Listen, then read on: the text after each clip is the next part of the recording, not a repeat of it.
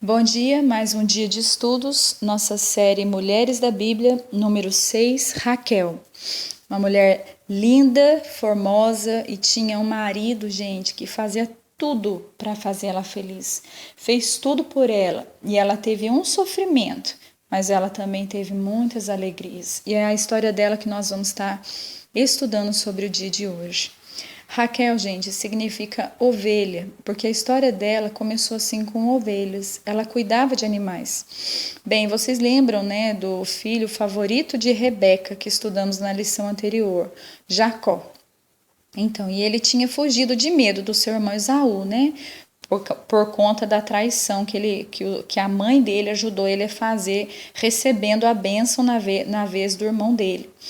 E ele fugiu para a casa do seu tio, o nome do tio dele era Labão. E quando ele chegou lá, ele encontrou Raquel. E foi assim, né, que, como a história do seu pai, né, que Isaac tinha se apaixonado por Rebeca, né, no primeiro amor, né, primeira vista, todo aquele romantismo, foi assim com ele também, com Jacó e Raquel. Ele ficou louco de amor, queria casar com ela e falou com o tio dele. O tio dele ficou contente por estar recebendo ele, né? E o tio também ainda disse que era melhor entregar Raquel para ele, que é sobrinho, do que para entregar para outra pessoa. Mas só que tinha um costume naquela época, né? Que até poucos anos ainda, na época dos meus avós, existia, que era o famoso dote que eles pediam, né, em troca da mão de uma das filhas, da mão da filha em casamento, o noivo tinha que lhe dava um dote, mas só que Jacó tinha acabado de chegar, estava fugido, não tinha nada. Então eles chegaram num acordo e ele disse, o tio, né, disse para ele trabalhar. Ele falou assim: você trabalha para mim 7 anos e assim que passar os 7 anos eu dou a minha filha para você casar. E Jacó aceitou, né, fechar aquele acordo, se empenhou, trabalhou 7 anos pela mão de Raquel. Eu imagino, né, esses 7 anos que passou na cabeça dos dois, né? Aquele desejo dele de passar logo os anos. Imagina o último ano, a ansiedade que ele estava de se encontrar com Raquel, casar com ela, ter filho com ela. E ela também já era prometida de um homem, né? Então ela tinha que aguardar, então ela devia pensar muito em Jacó, né? Devia ter ali muito romantismo da parte dos dois, porque tinha que esperar os 7 anos, né? Então tinha muita ansiedade. Naquela época, gente, só participavam da cerimônia os homens, e a noiva ela ficava longe, e depois, né, eles casavam, ia para uma tenda consumar o casamento. E devia ser escuro por conta de horário e tudo mais. E foi assim que a história dela começou. Infelizmente, né, gente, a lei da semeadura, ela existe. Tudo que nós fazemos, nós colhemos. Quando nós não colhemos, nossos filhos colhem, o que é mais triste, né? E isso quando não há arrependimento, transformação de vida. Jacó, no passado, enganou seu irmão junto com a sua mãe. Lá no passado, há 7 anos atrás, e depois da sua noite esperada de núpcias, descobriu que foi enganado pelo próprio tio. Né? Ele colheu o que ele plantou no passado. Quando ele acordou pela manhã, viu que que ele não tinha se casado com a mulher Raquel, que ele tanto amava.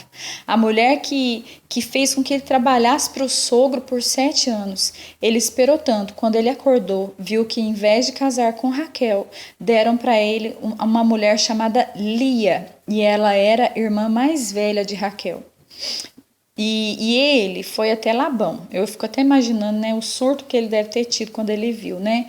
E ele foi lá tirar a satisfação. E Labão explicou para ele que o enganou porque não poderia casar a filha mais nova antes da mais velha, porque não era costume deles, né? Seria até uma vergonha. E talvez a filha mais velha ficaria depois desprezada. Então, ele fez um novo acordo com Jacó. Ele falou assim: olha, Jacó, trabalhe para mim mais 7 anos que eu dou a mão de Raquel. E ele aceitou. E de pouco tempo, não deu 7 anos, Labão já entregou a Raquel para ele, mas ele teve que continuar trabalhando 7 anos para pagar a mão de Raquel, né? E aconteceu que Lia, que ele não amava, teve filhos, e Raquel, que ele era completamente apaixonado por ela, tanto que trabalhou 14 anos por ela, ela não tinha filhos, né? Em Gênesis 29:31 fala assim: vendo o Senhor que Lia era desprezada, fez dela fecunda, ao passo que Raquel era estéril. Quer dizer, Lia recebeu o amor de Deus, porque Deus viu que ela não era amada, que ela era desprezada por Jacó, né? Então deu para ela filhos todas as vezes ela engravidava, né? Imagina só. E Raquel tinha o amor de Jacó, mas era estéril.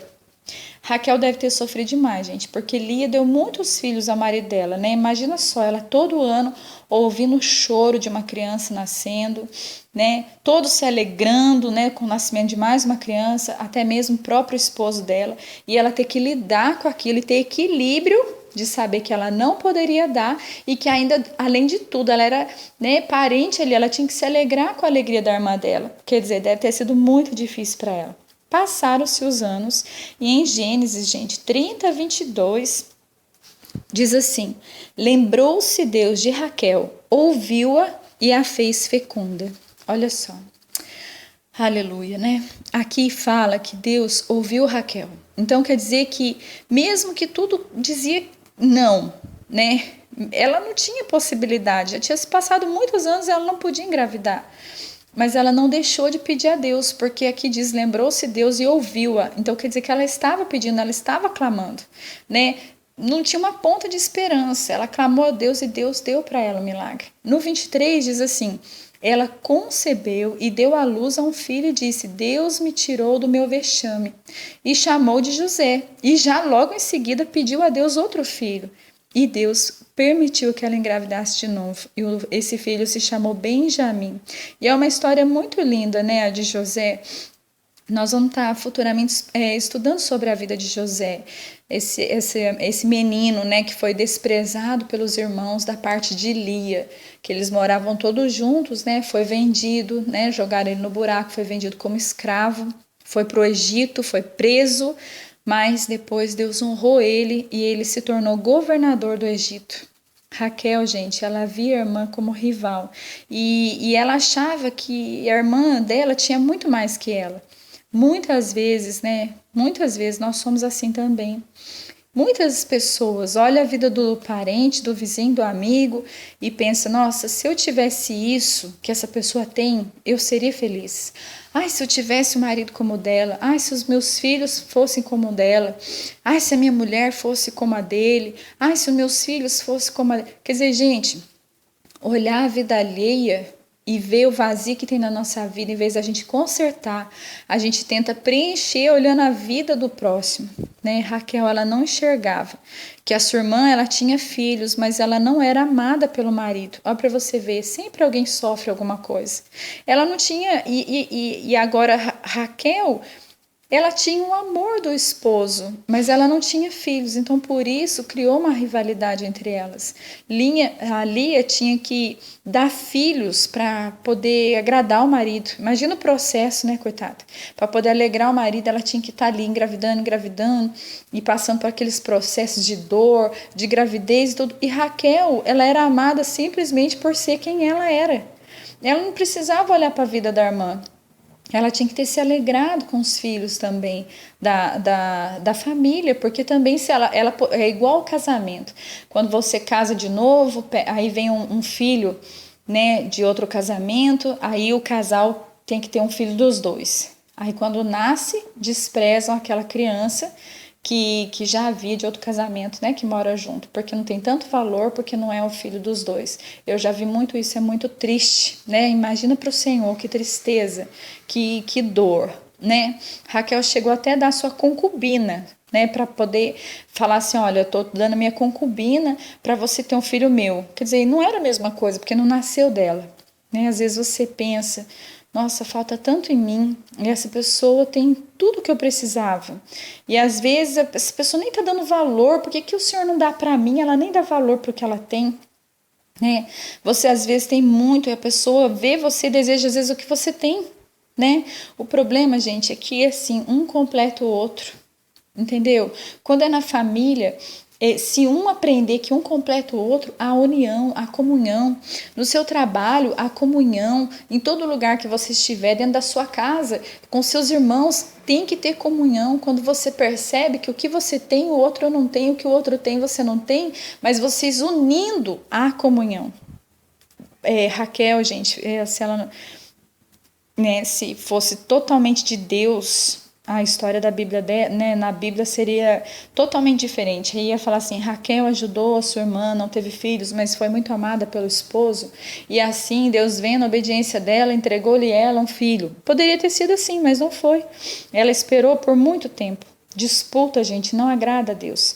O que falta no seu irmão ou no seu amigo, você não vê, sabe?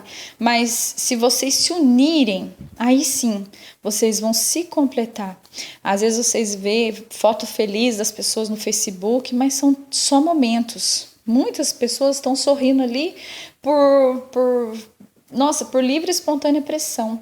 Às vezes, por dentro estão chorando, às vezes estão cheios de problemas, e às vezes é só minutos. Não é uma vida inteira.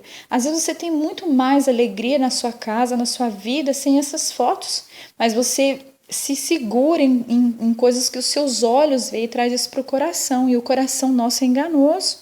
Você perde tempo olhando a felicidade aparente do próximo e esquece de perceber que você tem tudo o que você precisa.